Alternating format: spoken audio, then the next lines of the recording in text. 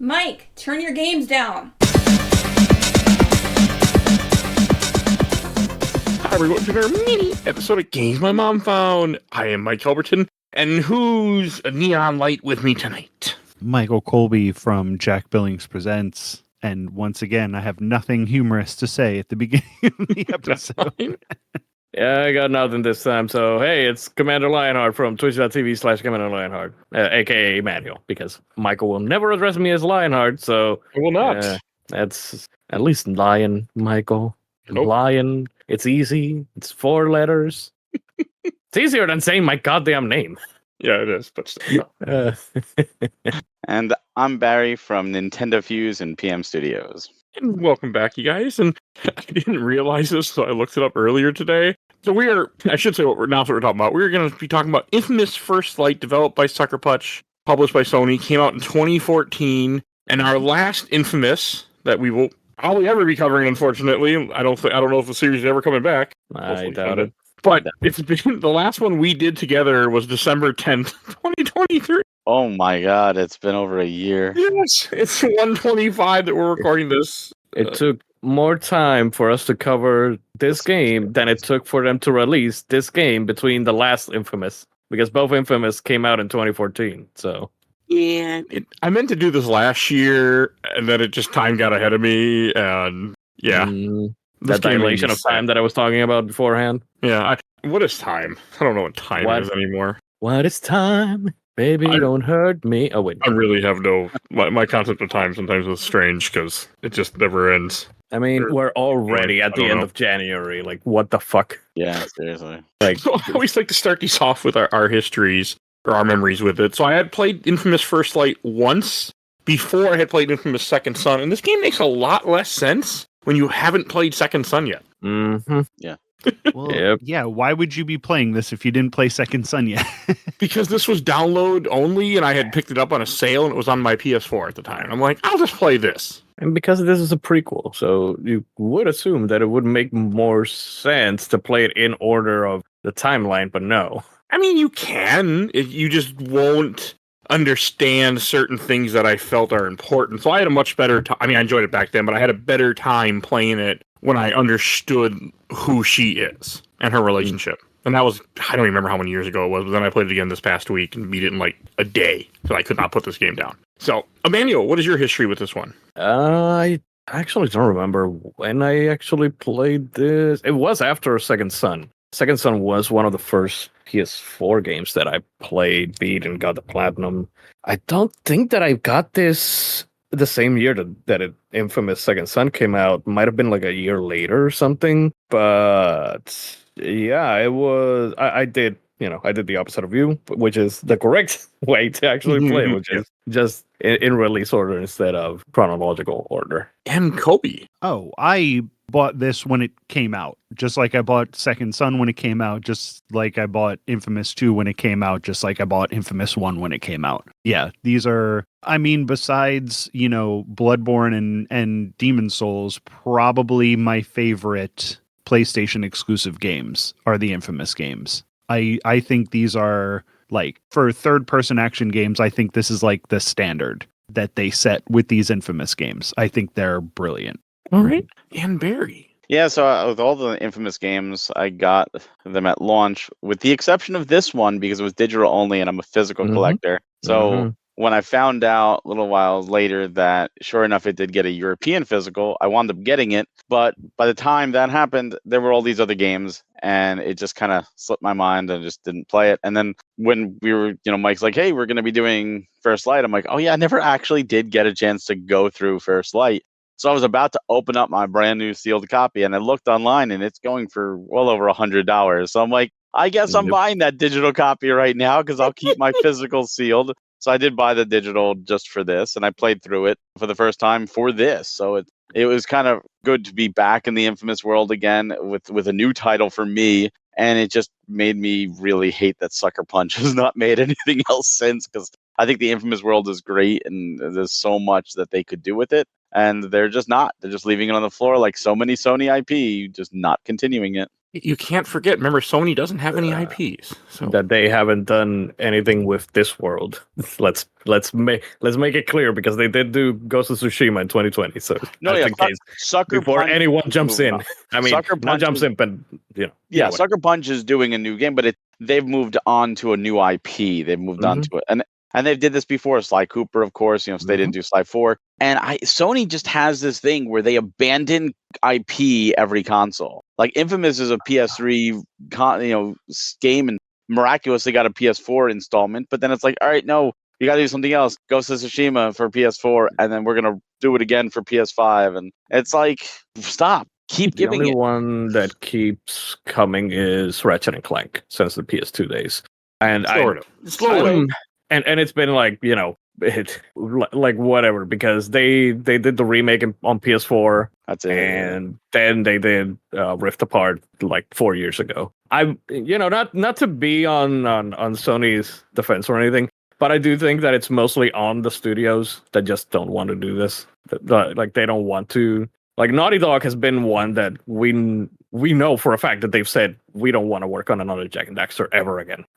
So it's not necessarily like Sony has been the ones to say, oh, don't work on this. It's just the studios don't want to sometimes, because Sony did order Jak and Daxter: The Lost Frontier, which sucked. It is a bad game, and they did order Sly 4. But by Sansuru Games, which I know that a lot of people do not like. I am one of its defenders, even though it's not. I think Sly 4 is great. Yeah, I really like Sly 4. I know why people don't like it. I understand their problems with it, but I still think that it's still a really good game. But yeah, I honestly just feel like it's the studios that don't want to work on it. And I don't understand why Sony then wouldn't like maybe give then those IP to other studios. But then we have what I just said of games like. But you know what? Even if you have a lesser title, you can still say, all right, well, we're going to give that to another IP. I mean, Sony is spending money right now. I mean, they bought Bungie, which has been a mess. The whole Concord thing, they're constantly canceling a lot of live service games that I'm sure they dumped a lot of money into. They could have easily just found another studio or one of the many that they own and said, hey, would you be interested in doing a new Infamous game? Here it is. Yeah. We had a game, was it early last year or early the year before that? Forsaken from Square Enix. A lot of people didn't like Forspoken. I mean, you're right. Forsaken was on the 64 and PlayStation. Forspoken was, a lot of people didn't like Forspoken. I enjoyed it. Did it have the best story? No. But it played like Infamous. It really did. And they could have said those devs, hey, do another Infamous. I think the problem with that is because right now you have Infamous, and like, those games that you said are like beloved groups of games. I'm not going to say franchises, but like they're a bunch of beloved games. And then you have other series like your Assassin's Creeds and your Call of Duties and stuff like that. And everybody's like, oh my God, we're so tired of these games. Why do you keep putting out these games? And then you're going to end up with that kind of situation too. People are going to be like, oh God, it's another Infamous game. Who cares? But now you have 3 great games with 1.5 great DLCs. And so everything is like, even the bad Infamous is good and people like it. Yes. And you shut up, Mike. Yes, I mixed them up. Never mind. You know which one I'm talking. You know which one we're talking about. Blood. Yes, we all know. Yeah. The vampire one. Yeah, so like now you don't have, that Assassin's Creed problem where they put out a bunch of crappy Assassin's Creeds and then people don't even like the good Assassin's Creeds anymore because it's oversaturated. Well, exactly. It's oversaturated, and games like Assassin's Creed. There was one year that they had Rogue and Unity. It was the same year, and Unity was like broken, and like it was just too much. And the sad thing is there are great IPs. I know, like some people say, well, Nintendo milks Mario, but you think about it, there's a lot of different genres that Mario's in. 3D Mario. Odyssey was the last one, if you don't count Bowser's Fury. And that was 7 years ago. Bowser's Fury, which was like a mini game or a mini adventure, which was amazing, was 2021 or something like that, 2020? 2020. Might have been 2020. And that was like 3 to 4 years ago. So well, now 5 if if it was 2020, I forget if it was 2021. And that's not milking it. And they have a dedicated team. And then you have other properties like Kirby. Like they've got Kirby. Many different developers do Kirby. Feel Good did Kirby's Epic Yarn, which was very different than Return to Dreamland, Adventure, all the other ones. And that's smart. Let other developers take your IP, maybe change it up, maybe do something experimental, but let them develop it, but don't oversaturate the market.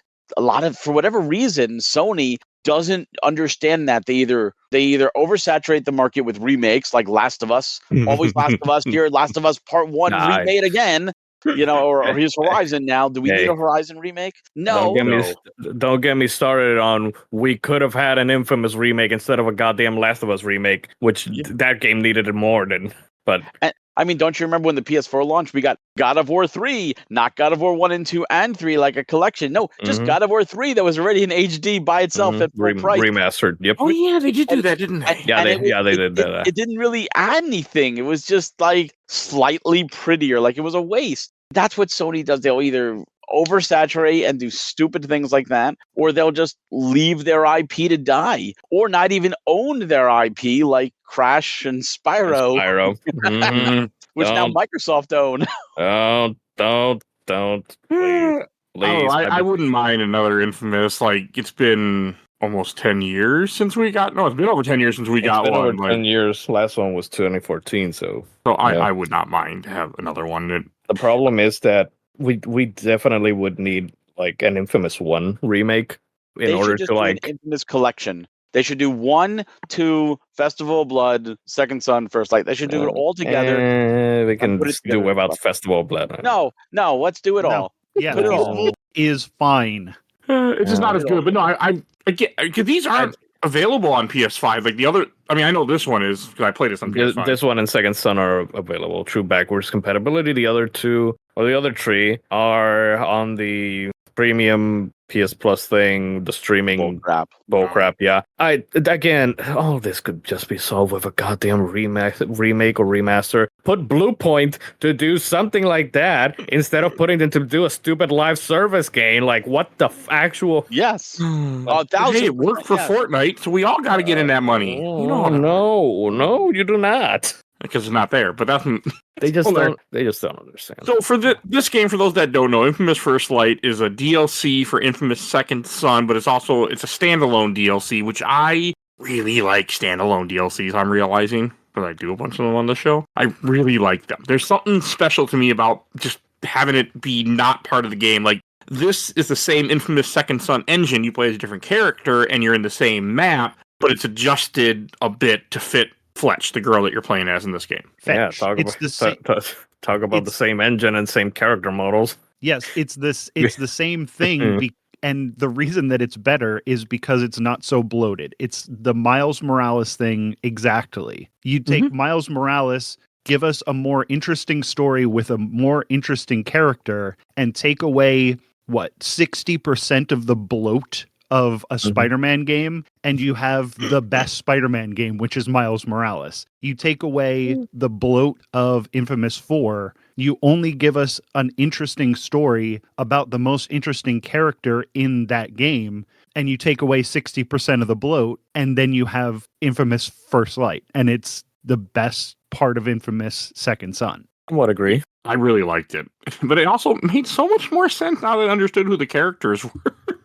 Yeah, I think if you would have played this first and then played Second Son immediately after, it would have been just as good. You didn't need to know the stuff beforehand, but if you would have played Second Son right after, it would have been like, oh, that's what's going on there. Like, that would have been fine as well. But yeah, if you would have just played Second Son and then played this, if you would have played Second Son 5 years later, then yeah, I could see why you would have been confused. It didn't bother me. Like, I still had fun. It just that when I went back to it today, for this playthrough, it made a little bit more sense. That's all. But I mean, it's still a very enjoyable experience. Barry, I'm glad that I got you to play it for the first time, though. Yeah, no, it's one of those that I always wanted to play. It's just there's so many games out there that I know. It's like, when am I going to find? And it kind of like just slipped through the cracks because of the nature of it being digital only. And then again, like I got the physical, but at that point there were all these other games, and And so I was like, oh, I got to play for this. And I'm like, all right, let's do it. And I, like you, I did it in a day. I was like, all right, it's not too bad.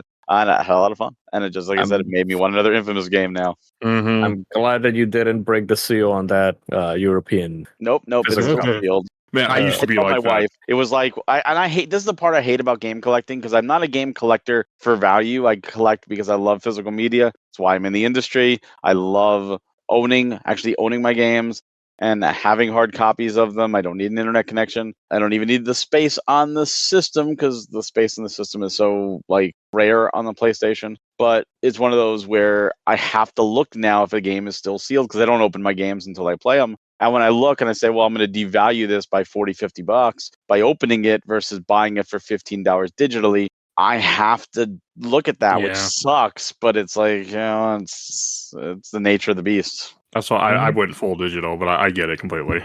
Yeah, you're not really saving space on your hard drive either, because most of those games are put on your hard drive from the disk. Like all that information is copied. Well, yes, but with it's worse with PlayStation. With Switch, it's 100% saving, because Switch plays from the cartridge. There is no download with Switch.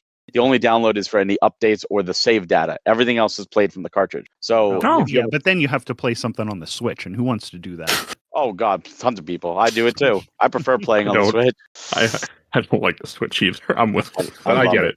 My son loves the Switch. Hey, so. Maybe the Switch 2 will.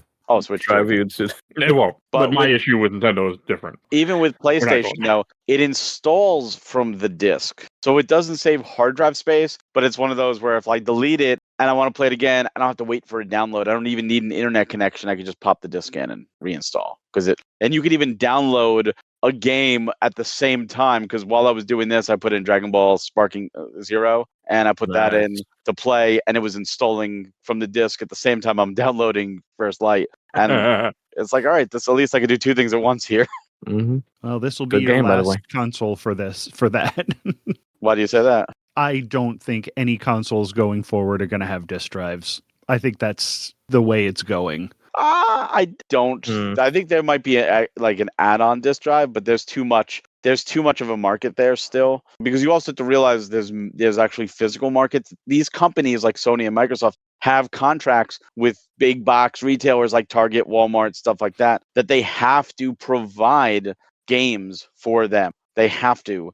And if it goes all digital, it's going to be the absolute worst thing in the industry, because they control the price. And there's no like, oh, well, it's only digital. You don't have to sell it for $60 or $70. You could sell it for $30 now because it's digital. They're going to be like, no, you were paying $70 for it last week. You're still paying $70 for it, buddy. We're not lowering it, only for a sale. And then you lose the whole used game market. You get so much. I think it's not going to happen. I think maybe external, in the sense of you had like the PS5 Pro where you add it on, and especially with the Switch 2 confirming that they're doing physical media. Mm-hmm. If the next PlayStation and Xbox is digital only, you're going to see so many people switch over, no pun intended, to the Switch. They'll be like, I'm just going to play on Switch 2 then, because I'll at least get to own my games. Yeah.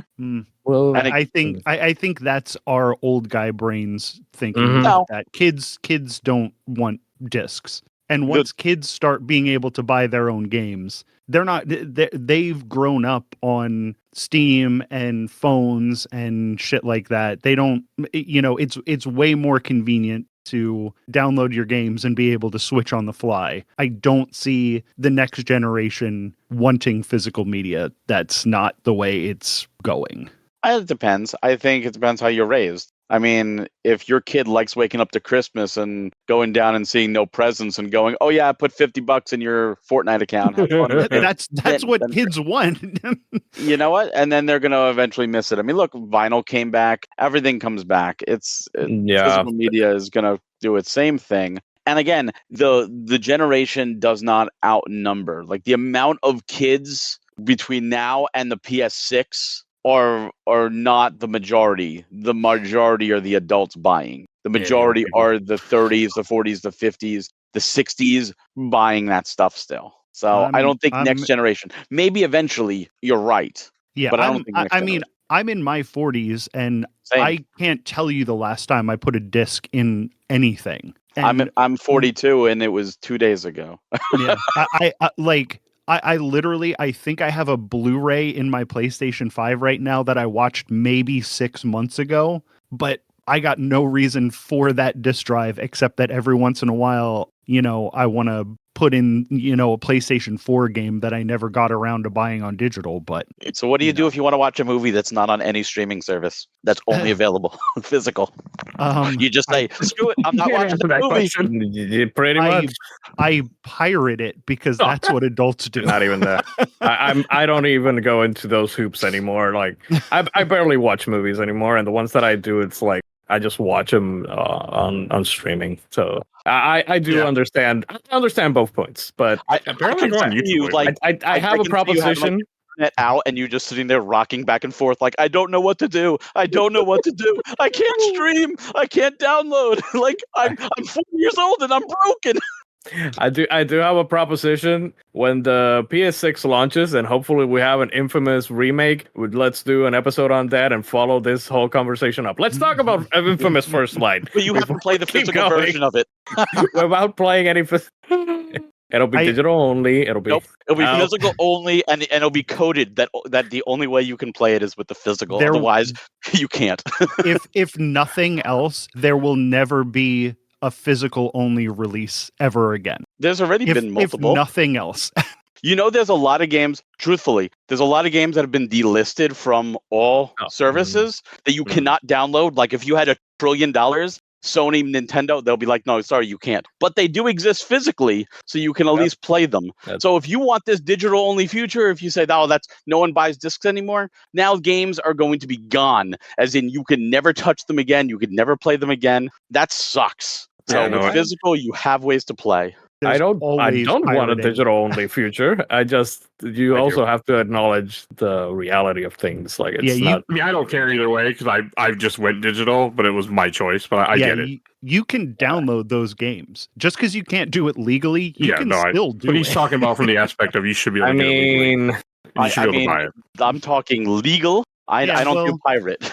If they're going to take them if they're going to take them away from being able to be on sale, then you don't buy them. You have them. That's why you have physicals. Then they're saying, here, have this. No, they're not. They're not saying that at all. That's what they're saying to me. They're saying, here, have this. This is being recorded, so like somewhere there's an officer like listening, going, taking notes right now. You were admitting, and I am going to, send money or fine to you or whatever. Like when Nintendo owns us, we will come find you. If they want to send somebody, lawyers will come. Yeah, if they want to send somebody to find me, they can. I don't care. Well, Nintendo is listening right now with curious intent. See, I'm not paying anything. I am pirating. Oh, I just got a fine for like $5,000. I paid $5,000 for this download. Nintendo can suck my ass. They're never getting any of my money again. Well, you got to start a website, then they go after you. Why don't you start a website? Miss out on good games. That's all I have to say. Really good games. There was one game that I think was a can't miss on the Switch, and it was Metroid Dread, and that's the only one. Boy, Xenoblade 2, Xenoblade 3. I can't stand those Xenoblade games.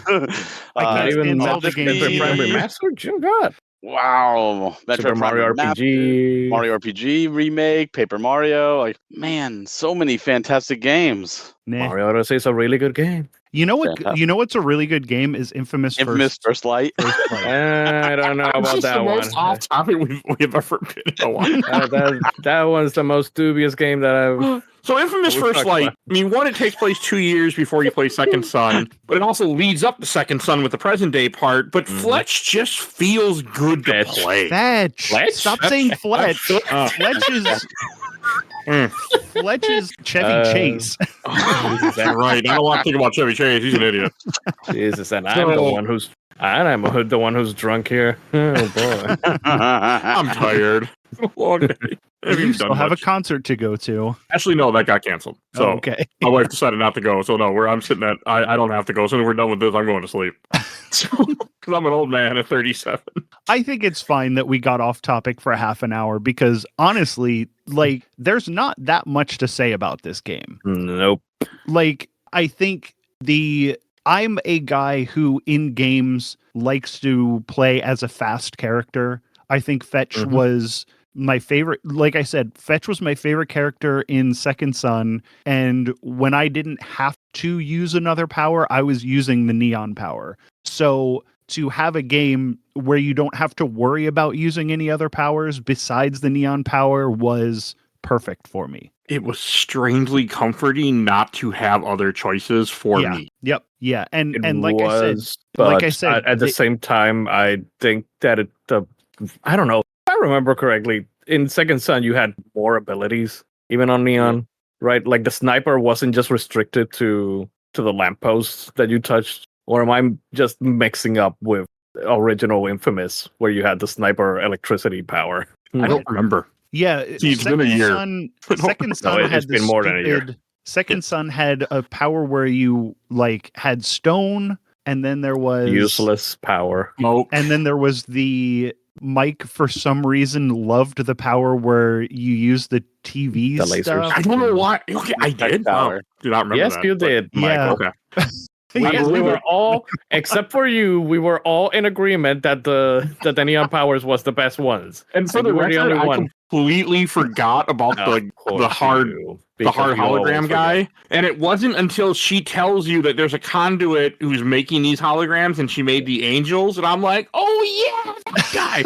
I had no memory whatsoever of any of that from when we played it from the Second Son. Nothing. Of course. Well, that's also the problem is his powers you got really late in the game. Yeah, so that was the really late. whenever game they power. introduce something like that, when you're like, oh, I'm like 10% left of the game, it gets underutilized. Especially when it's like, here you go, it's like the skill tree starting at 0 and you got to rebuild it up. It's like, no, I'm not even going to bother. I'm just good. Yeah, I'm that way a lot of times. So I was surprised in this open world. Apparently, when I played this last time, I must have really rushed through it because I didn't. I went and finished all the spray paints, and I got a trophy. I'm like, oh, apparently I didn't do that last time. So I did everything but the police drones because I just couldn't be bothered at that point. Yep. I did the police rounds. As soon as the open world, as soon as you got into the open world, like, and all the quote unquote side quests and side stuff got activated, I immediately just did all of them, and then I continued. Did the same everything. thing. Oh, It was wow. fun. I was having so much fun doing the races and finding the floating orbs. I was like, this is fun. Oh my I think- god. I'm exactly the opposite of that. Like every open world game that I've ever played has like 3 trophies left over, and it's like, collect this, do all of this, collect this. No.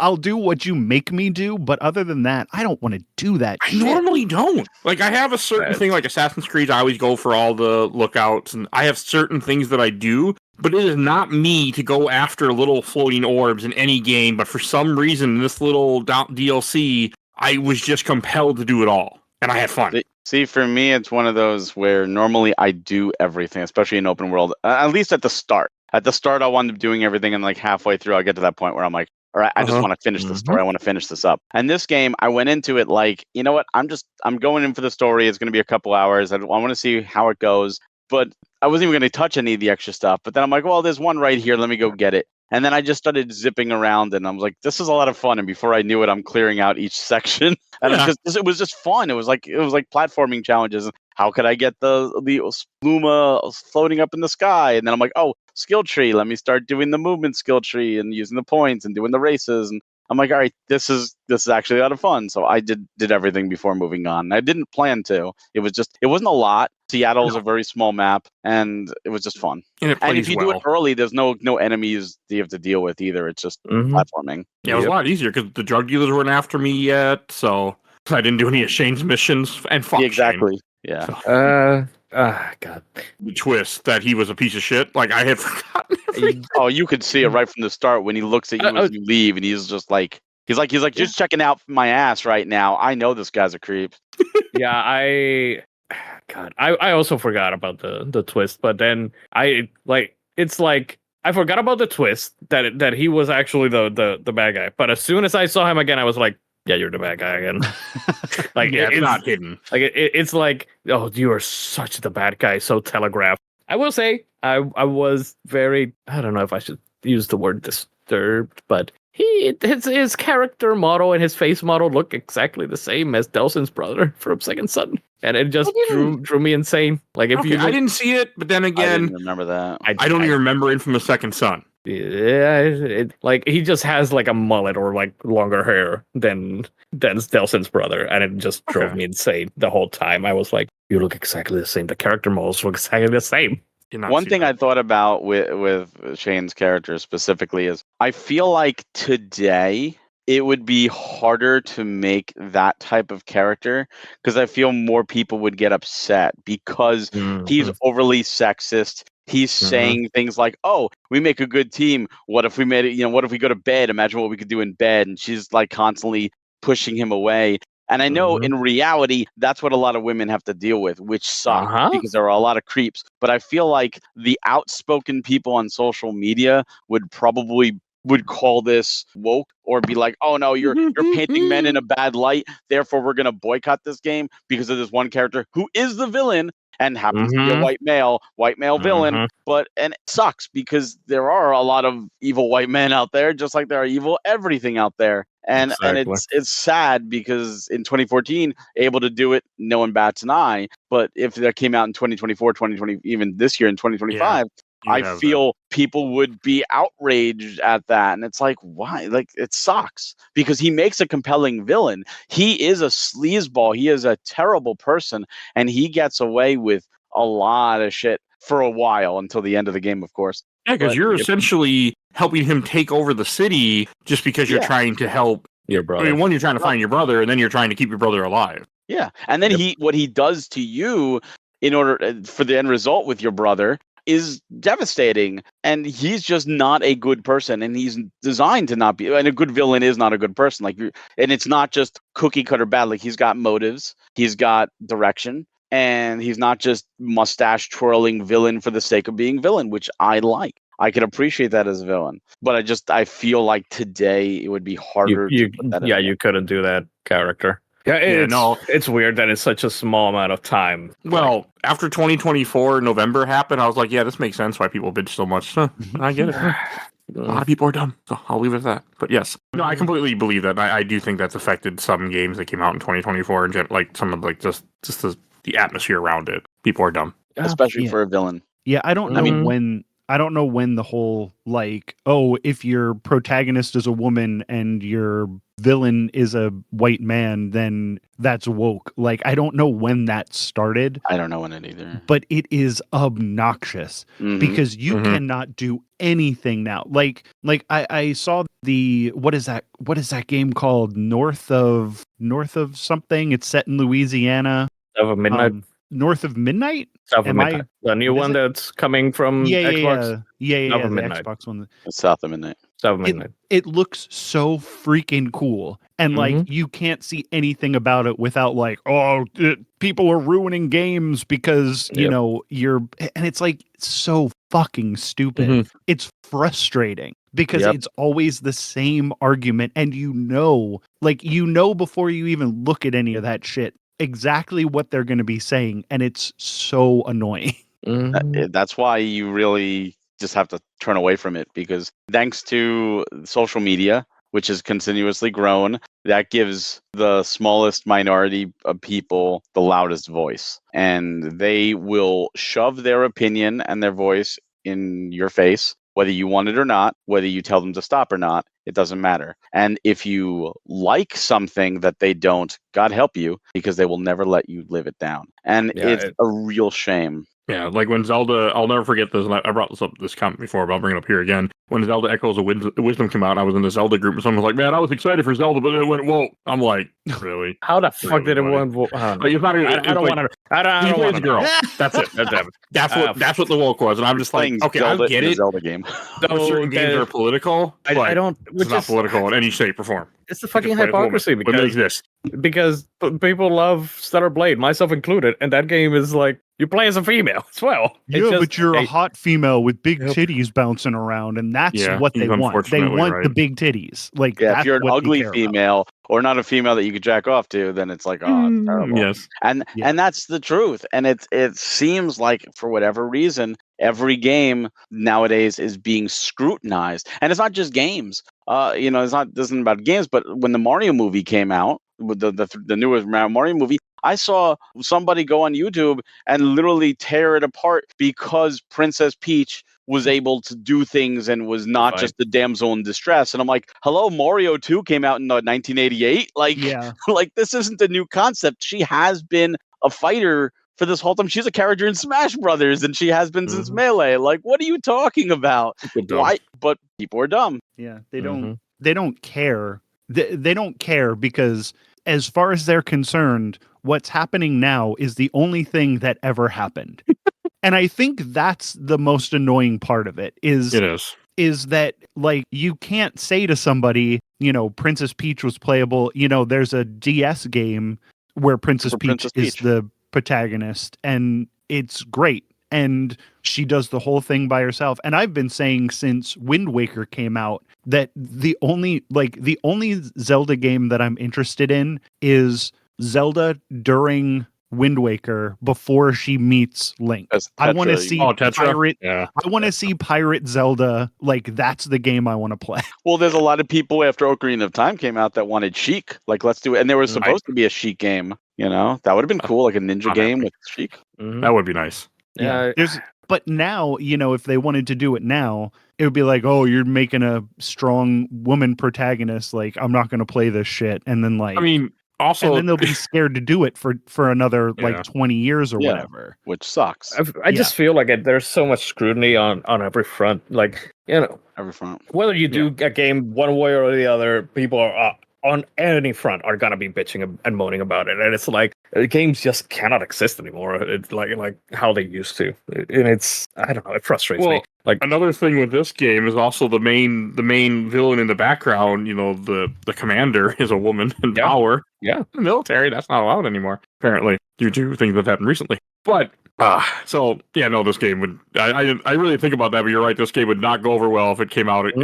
If it had come out 10 years later, like last year, this game would have it would have been one of the games that we're talking about. Of like, it would have been like Forspoken. Sucker Punch has gone hot. It's gone woke and shit. Like, yeah. Well, they're already saying that with Ghosts of Yokoi. So you're a woman, right? Yote. Yeah. I've heard about it. I want to play it. I haven't played it. Oh my god, that looks so good. Like Ghost of Tsushima is amazing. Awesome game. And to play, you know, to play as a different character, you know, with different circumstances. That's what I don't understand. Like, if you're playing a story-driven action game or RPG or something, like, I don't want to just see the point of view of a white guy. Like, that's boring.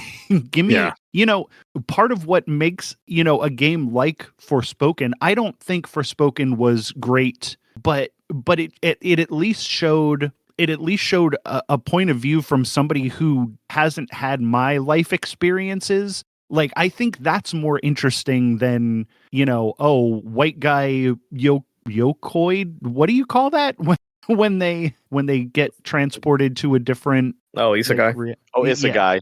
Yeah, because you know, so yokai is a demon. Yeah, that I'm not good at that. A ghost.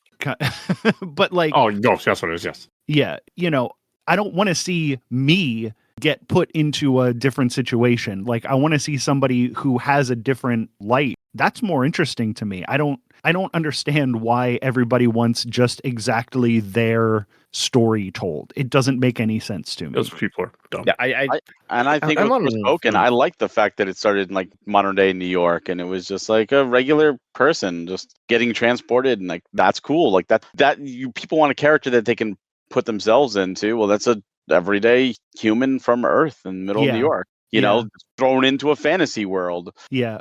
I also thought Forspoken was way better than a lot of people gave it credit for. Oh yeah, I like the twist at the end too. There's a good twist, and I like the dialogue from the book. I'm sorry, I thought he was hilarious. So the band or whatever. Like, I liked that. I thought that was funny, and I thought there was a really interesting story there. Yeah. And there was a lot going. It wasn't. Yes, some aspects weren't told the best, but there was a lot to it. But I feel a lot of people didn't even give it a chance. Yeah, and that's a shame. That's right. Yeah. And if you like Infamous, if you played these games, you say, wow, I really like the way it plays, you would probably like Forspoken because it plays just like an Infamous game. That's what kept me going in that game, because playing it feels really good. Like, that is, you know, you're right. Probably the closest to, you know, this as far as how it plays. Yeah. And even at multiple powers. Selling me, by the way. Time. because I like this a lot. I really appreciate the way this game felt in my hands, and Well, this this- game Yeah. also It's isn't kind of too like long. Second Son, though, because it has multiple powers. That's and fine. different elements like fire and water and all that Yep. stuff. I can just not use them when I don't have to, but I do.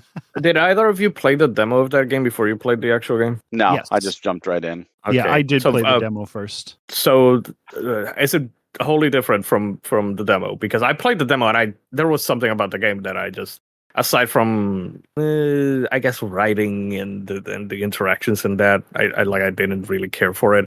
I did think it was kind of similar to Infamous, but the demo didn't really sell it to me that well. The controls in the demo were different than the original game, because I do remember saying, I played the demo and I said, I don't think I'm going to play this. I didn't really like the controls. But then when the game went on PlayStation Plus, I was like, all right, well, I'm going to give this a try. And then I played it and I was like, oh, this is actually really good. It is different than what that demo shows you.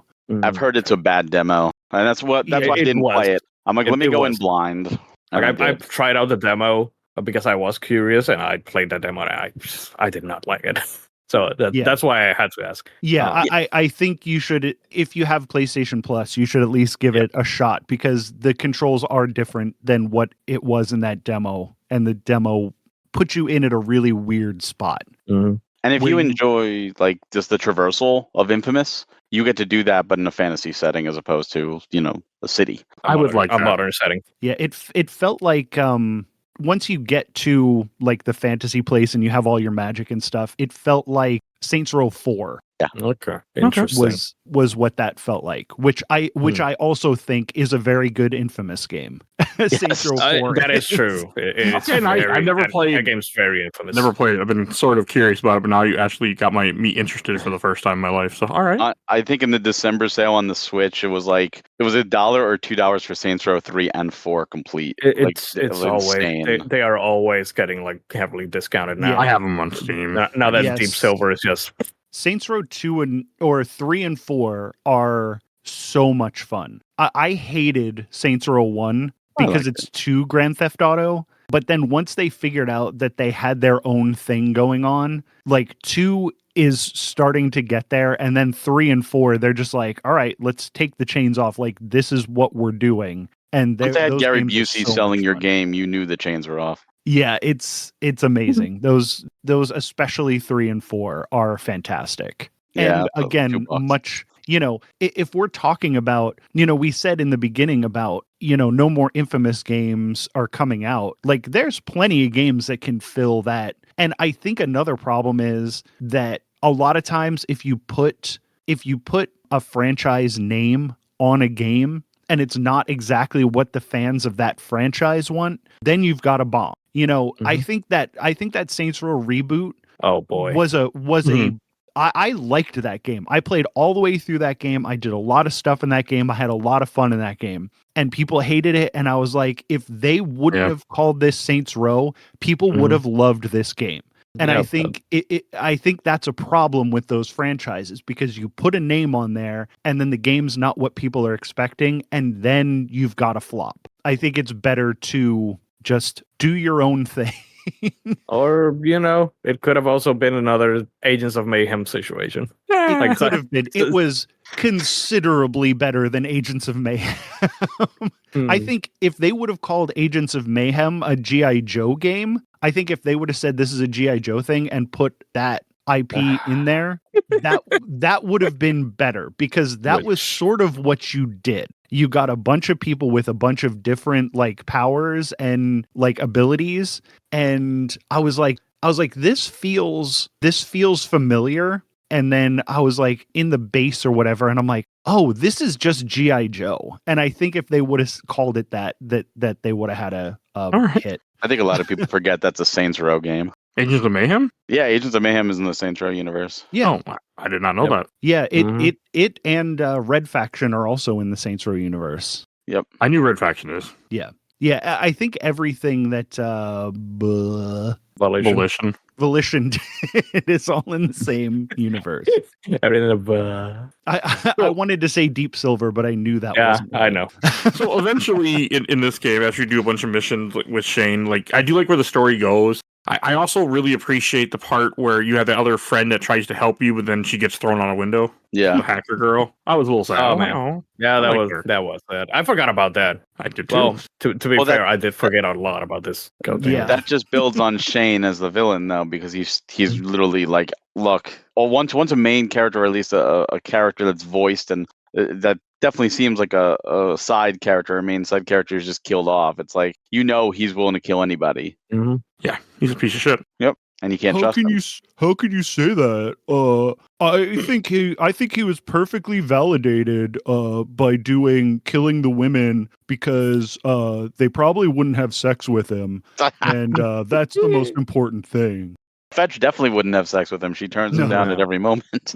Exactly. Yeah. She's a good character, and like the whole way when I was replaying this since I played Infamous Second Son since this now, like when you get to that final part when he drugs her and you go I'm like, that's the same room as her boss where you fight her. I had a really happy moment right there, and then it went away. And then it went away. This is cool. I'm like, oh no, this is bad. Oh I did not remember any of this. no. Her power set is good too. Like they do a good job of giving you a little bit here and there, and then just adding more to it. I really appreciated that. I had no problems at all with this DLC. It was a lot of fun. Yeah, Hey, it's the best Flash game. Yeah. I think the layout of how it goes about doing it is really interesting too. Like, it was sort of Persona 5, the way that Persona 5 did it, except extremely condensed. Like, this stuff already happened. Why don't you tell me about this? And then there's a chapter. And then there's like, a thing that shows off, how you use your new powers and everything. I think it's really good for onboarding somebody new, even to the Infamous. And then seeing her kill Brent too is just so intense. Oh yeah, spoilers. Yeah, came out over 10 years ago. There's always spoilers in this. No, I know. I think for me, I liked that whole, here's my excuse for not using all my powers right away, because it's like, oh yeah, I forgot to tell you about these because I didn't get to that part of the story. I thought that was cool. I guess my only complaint, and I guess it's padding, is once you get these new powers, you have to go through like 10 waves of enemies. And I'm just like the first time I'm like, okay, is this all the game's gonna be? And then by the third time of doing it, I'm like, really? Can I skip this? Like, I know there's all these challenges and all this is padding to the game that I'm not going to do, but do I really need to kill 10 waves of just random crappy enemies? Like, can I just hit a skip button and go back to the story that's actually interesting? No? Okay, I guess I'm killing more random crappy enemies. It didn't bother me. I mean, I know I'm usually the way you are, but I don't know. For some reason, I was like, bring them on. I enjoyed killing them. But yeah, there's also a whole arena thing in this game, too, that I didn't mess with at all, but it's there. Nope. If you want it to be. It's padding. It's pretty much like, this is to extend it. This game's like 3 hours if you just mainline the story. So, and that's what I like to do. It's aside from the initial, going through the whole city to clear all the side objective things, like I just mainline the story. I'm gonna be honest. As much as I've defended this game and everything, I don't know if it was because I was tied to the podcast to do this, and I had to like rush it because I have not been too much into playing a couple games lately. But I'll respect all of your opinions and diverge to all of you because I just wanted to get over with this game. I did not care about this game this time around. That's that just happens. I mean, I have played many games with this podcast where I wasn't in the right mood for said game, and it, Yeah, like when we did, it's happened before with me, and you know that because it happened with Ratchet & Clank Going Commando, which was one of my favorites, and then when we did the episode on the podcast, I felt like it wasn't as good. Same thing happened with Sly 2. Like it constantly happens whenever I'm trying to like rush to beat a game for the podcast. So I'm just going to kind of chalk it up to I was going too fast. I was going to Sonic. And that's just a thing whenever you do games or like for what I do, like that happens. Yeah, but I will agree that I didn't like the whole 10 wave enemy thing. Like I did feel like that was a lot of padding. Like that wasn't necessary. Yeah, 5 waves maybe. Yeah, I don't even. Yeah, I didn't even half need of those one. waves. I didn't even need one. I only they had to do was like, oh, so you unlocked a new power. How did that go through? And you kept going into the story and just do like, oh well, I attacked the enemies with this new power or whatever, and you didn't have to do the arena. I don't mind at least 1 or 2 waves so you can try out using it because you're learning the new ability. Like that would have been fine too. And the hostage thing was kind of fun. Like rescue the hostages. That was kind of fun, but that goes away really early, and then it's just waves of enemies. And I'm like, okay, now it's not interesting. Yeah, I already forgot about that. Like the second the whole hostages thing happened, I forgot immediately. Like it's padding. I mean, they literally take a game that's really like 2 hours long, and they said, how are we going to do this as a standalone? Let's do the arena. That's always padding. Let's do these waves. Oh, that's going to add an extra 10 minutes here or there, and they got to do it 4 times. It's an extra 40 minutes. Hey, we could say if you do the arena time, we're talking like 4+ hours here, maybe. And that's where you get that's padding. Definitely. I mean, I'm sure some people, would have enjoyed it. I just too many games. I don't got time. Exactly. I do like the present day stuff, like. Because you get to see, I mean, I was watching a YouTube video, like, oh, you can see how she kind of cares. I'm like, no, that woman, the commander, is a piece of shit. Like, she's terrible. She catches a man and brings him in essentially to be executed. Like, she knows exactly what Fletch is going to do. So Fletch again, he said. I know. I was going to edit it out too. This is my one big gripe with the game. Not even the waves thing was annoying, but this is my big gripe. She sees Shane. They bring him in. And she's pissed, and she does her Kamehameha light wave at point blank range and misses him, and he survives, and has time to get up and get a truck and drive away. How? How the hell did she miss him at point blank range with that enraged Kamehameha with him just right there in handcuffs? Like, what the hell? Because if she didn't, and then the game slightly turns into The Last of Us or something with the whole section. If she didn't miss, then the rest of the game wouldn't happen. The final boss encounter. This is a video game. The final boss? The infamous games have never been scared of showing off that they're video games. I know, but it's like that.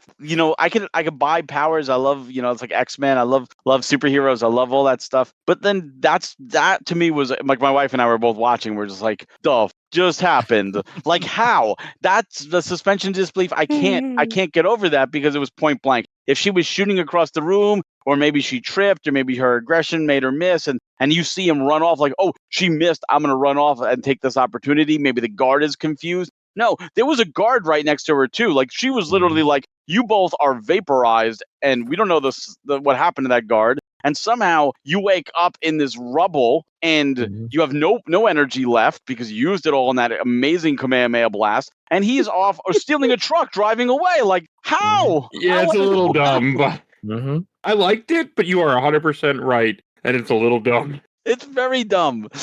It is. Like I really like running around in the snow, even though you don't have your powers at first. I still think that's a powerful little. Scene. I will say I really did like the once you actually got your powers back in the snow. I really did like the change of scenery. Like goddamn, we've been in a fucking city for 5 goddamn games. It's so good to like be in some kind of different environment. See, at that point, I was so taken out of the game. I was like, just end it. I don't care at this point. Like, I don't care. I understand. I understand. You should not have missed that. That was bull. And I do like how she got her powers back by draining the drones, and it was like, oh, it's the guy who's helping him out or helping her out. I know that was kind of cool. Man, thinking back on it, I think that this franchise could have kept going for longer if they would have gone with the evil route from Infamous 2 instead of Infamous 1. Because Infamous 2. No, because in Infamous 2, remember, if you take the good route, Cole sacrifices himself to wipe out like the whole, what's the name of the thing? The conduit. The thing that gives them the powers. The conduit powers. Yeah, but they have like a term for it or whatever. Like the Terrigen, like from Inhumans. But in the evil route, Cole just joined, what's his name? God damn it. John. The giant guy. Yeah, the Beast. John.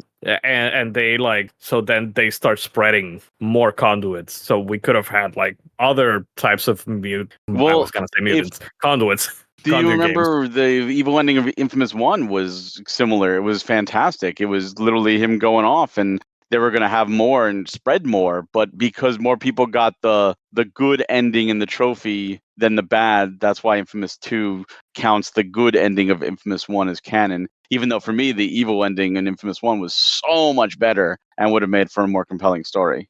Just like the evil ending in Infamous 2 as well. But they went with a good ending, and obviously the good ending is canon again from Infamous 2 because it's mentioned in Second Son. Yeah. Obviously, Cole and the Beast are not running around. No, obviously. I don't know. It's always weird when they do that.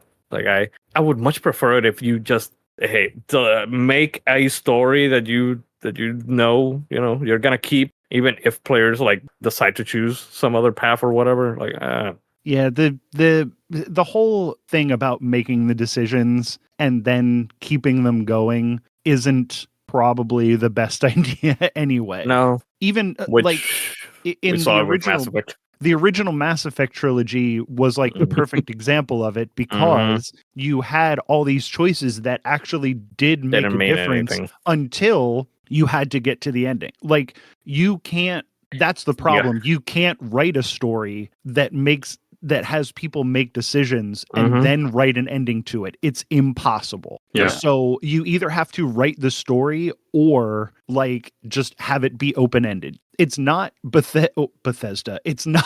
It truly is. No, you're right. It's not their fault that the ending of Mass Effect 3 was bad, because it was an impossible thing to do. Yeah, it was. Yeah, you were never going to please everybody. No, with you could whatever like you came up with. Yeah, it was not able to be done. And Well, the problem with the ending of Mass Effect 3 is there were things that just didn't make sense. Yeah, it wasn't that it was impossible, but there were things that just broke. Yeah, like, there were too many variables. Way too many. Like if you killed somebody in the Citadel that you probably had no idea meant anything, like that did something to your story. Like every little choice that you made. So then when you have 300 hours of decisions and you have to bring that to a head, like you did it to yourself. But well, a more modern example of that is Life is Strange. If you ever played Life is Strange games, the first game has a very, very big ending with two very different choices.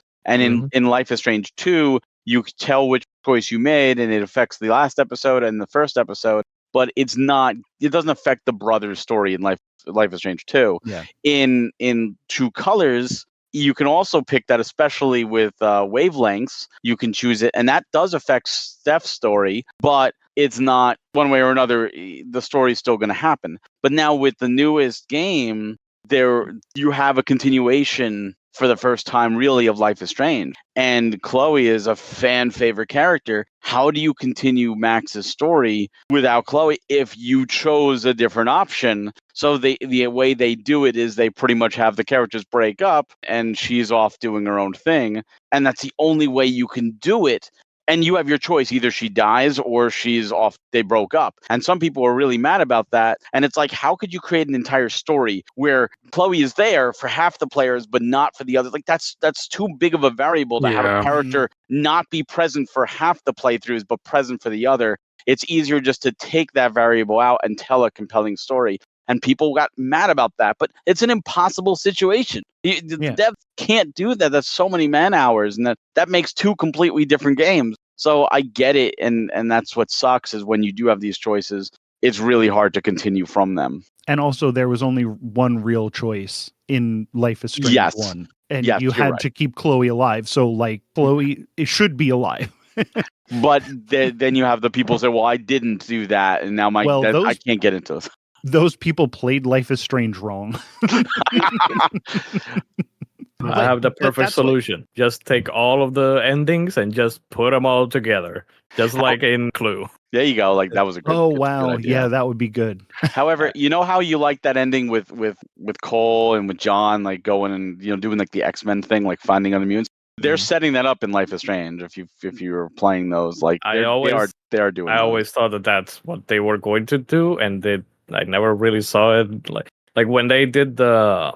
Oh, what's the name of before Life is Strange 2 came out? The other one, your Captain. That one. Oh yeah, the very mini one. That's what I thought that's Spirit. what they were going for. Like oh, we're just going to find all of these people that have these powers in this weird world and just make like an X-Men or something. But I never really saw that they completed that. Oh no, they are actually doing it. They are doing it now? Max is returning, and she's going. There's recruiting of powered people and stuff like that. So But- she's Xavier. Got it. No, actually, she's not. She's Magneto? No, well, we don't know yet. She might be. No. You have to play and see. So, anything else about Infamous you guys want to say since we got sidetracked again? We have gotten so sidetracked from everything. This is it'll be an interesting episode when I write up the show notes. I have to remember when I publish this in a couple weeks. Like, oh yeah, we go off topic, guys. Like, we weren't. Like, in all of the years that I've been doing this with Mike, this is like the first time that I've seen that we talk. Like, we usually talk so much shit about other shit other than the goddamn game, but this is like the first time that I've seen that we just completely obliterated. Is this the first episode you're on with me? No, we've been together. We've done this before. Infamous, yeah, but I think there's just more to talk about with Second Son and Infamous 2. Wait, no, not Infamous 2, Second Son. Yeah, I would love to talk about Infamous 2, but I'm not replaying it. No, so, I know. I have such a strong attachment to Nyx that, like, oh god, I could almost not do the bad ending, even though I did it, but I was like, no, I have to go back. Like, I can't betray Nyx like that. I love her so much. Yeah, they're just, I don't know, just because this is a DLC and they're just, like any DLC, there's less to it. But one quick thing I do want to mention is that I was happy that this game realizes that you might have forgotten how to play Infamous, and it teaches you how to play the game, because I had no fucking memory of how to play Infamous. So I appreciate the game. It told me what to do. Like, here, this is what does what. Okay, thank you. Because I don't remember. It's been a year. It's been over a year. Because sometimes DLC does that. Like, oh, you know how to play. I'm like, no, I don't. Again, it's because this was sold as a standalone, not necessarily as a... Although it does act more as a DLC than a standalone, but... Well, because it's the same world and it's continuing parts of the story. And this game ends essentially with you breaking out of the van that Infamous Second Son takes place during. Mm-hmm.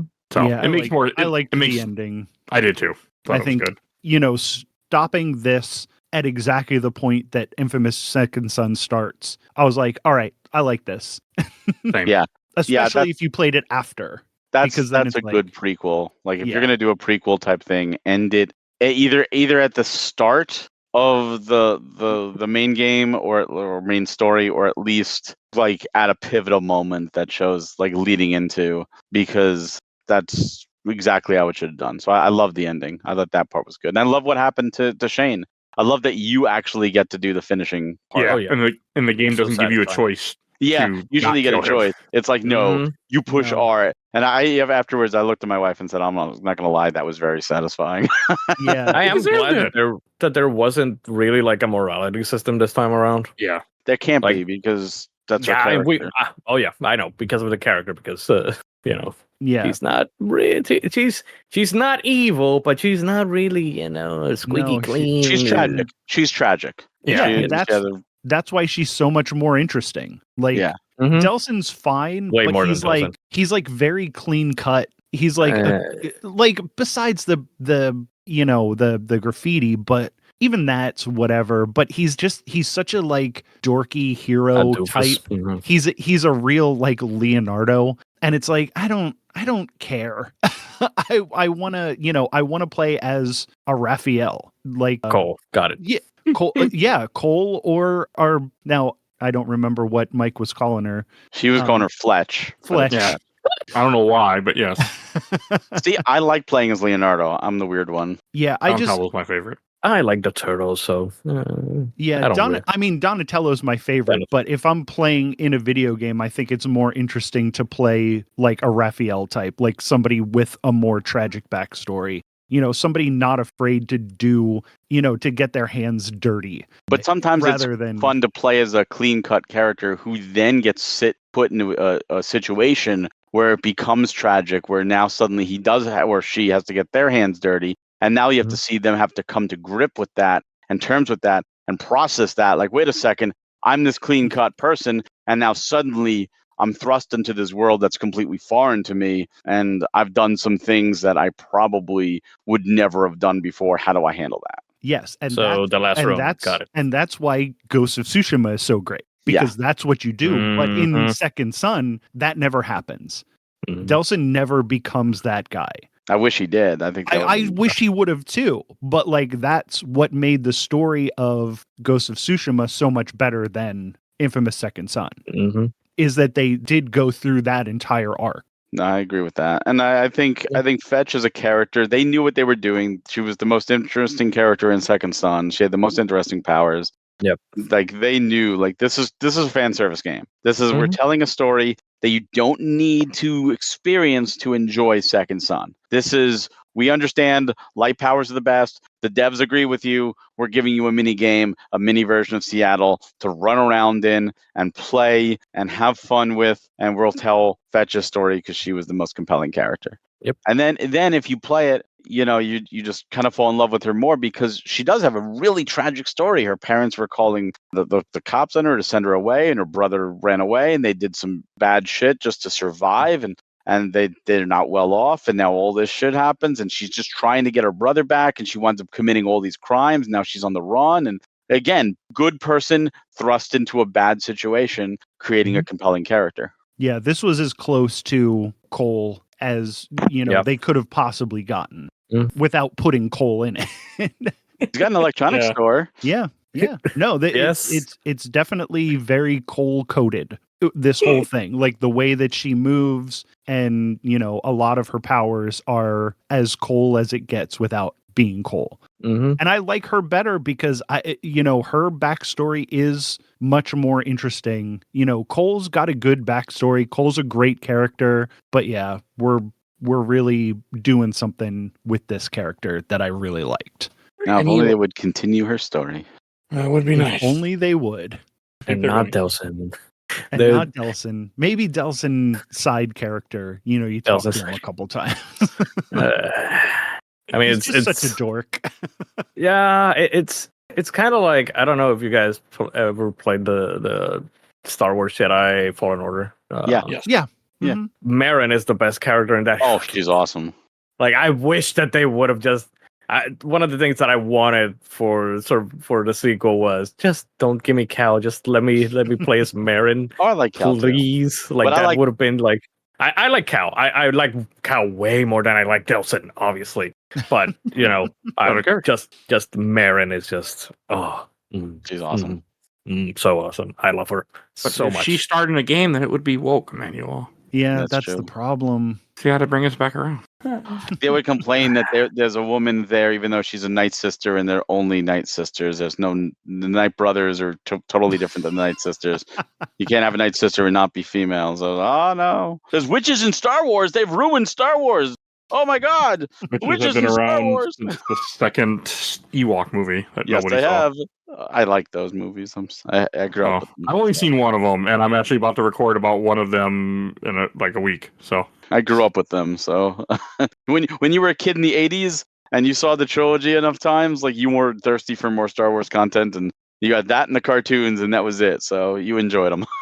I get that. I think we should go to Shelf Stacker Box. And I'll go first. I'm going to put this in the shelf. I had a really good time with this. I normally don't beat games in a day, but I couldn't put this down. I'm like, this is fun. I just played through it pretty much all in one sitting on my PS5 and got to make use of my PS5 again. And I was like, this is a fun time. So yeah, really like it. Go on the shelf, and I'm glad that we finally have finished the Infamous series on this podcast.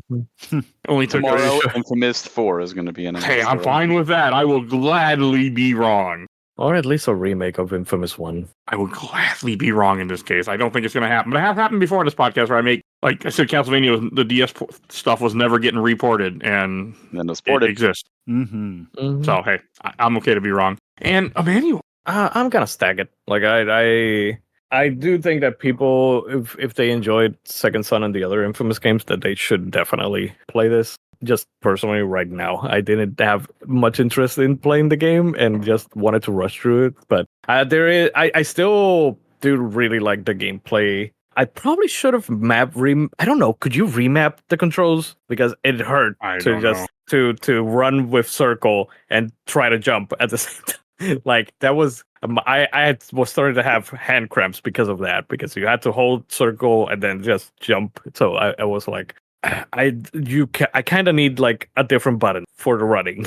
You could have made Yeah. what, square run and circle jump, or circle attack and then X jump. Yeah, X jump and Square run. or R2 or R1, like one of the That could have been or too. R1 or something. Well, yeah, you know. R2 you couldn't because R2 was No, that one was shooting. Maybe L1 or something. I don't know. Just some other configuration would have been better. Even if you could toggle it instead of holding it. Yeah, that's that would be good. That would have been much better too. But I do that's the one thing that I will consistently say I do really like how the game plays and how the neon powers are used, at least in terms of traversal. I think that what I most enjoyed about it was the traversal more so than the combat and all of that. I think that this, like I said, this is the best Flash game. Let me say the Flash, the DC Flash game. Mm-hmm. Like a super fast character type of game.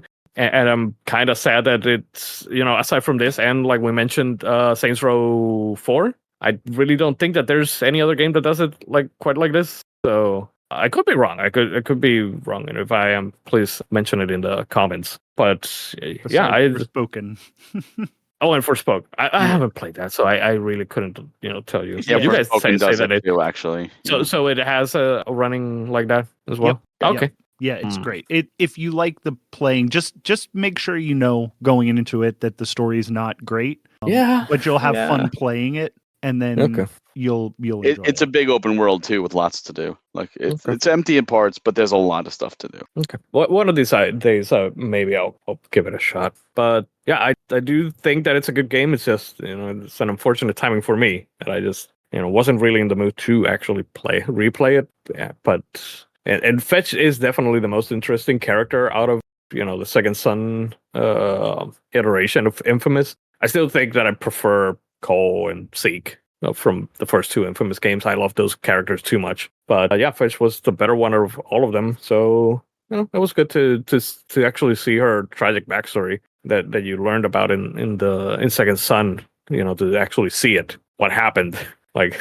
Mike's very happy time suddenly turning into not so happy time. Yeah. Like that's always brutal.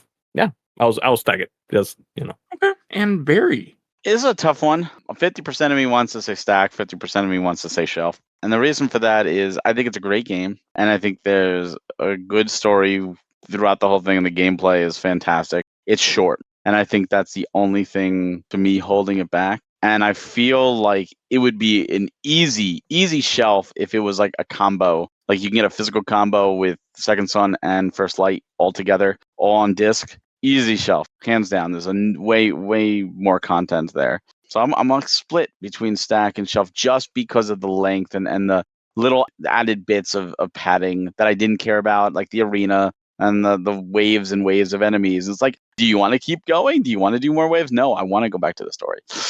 And again, and that whole suspension of disbelief with the Kamehameha at point blank range missing and blowing up, and then now I'm suddenly trucking through the snow with no powers, and I'm just like, I want to be over with it. Like I'm done. So yeah, that's why I'm kind of split there. All right. And Barry, I completely forgot you were on Infamous 2 with us back in 2020, I was on early 2023, and Second Son. Yeah, but I completely forgot that the other person I was thinking was only on Infamous 1, and then he left. Yep, I was there for 2. I wasn't there for 1.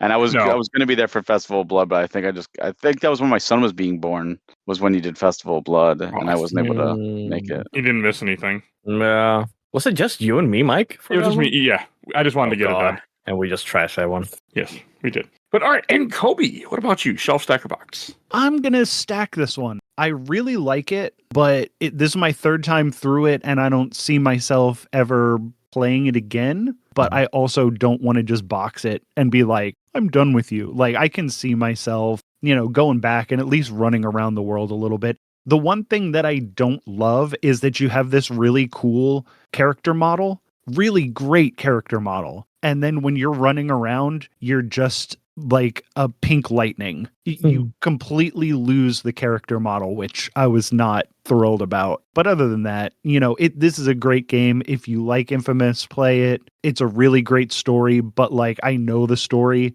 so I don't know. It's not something I see myself going back to, but it doesn't get the box treatment. It gets the stack treatment. Okay.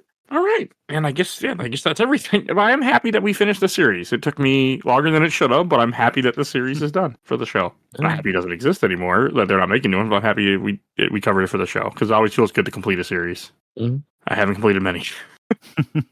Well, when 3 we off the top of my head I can shows, think of. We'll get there. I don't have another one on the show this year at all, so we'll see. I have RPGs I wanted to do. That's a big game. Those are not small.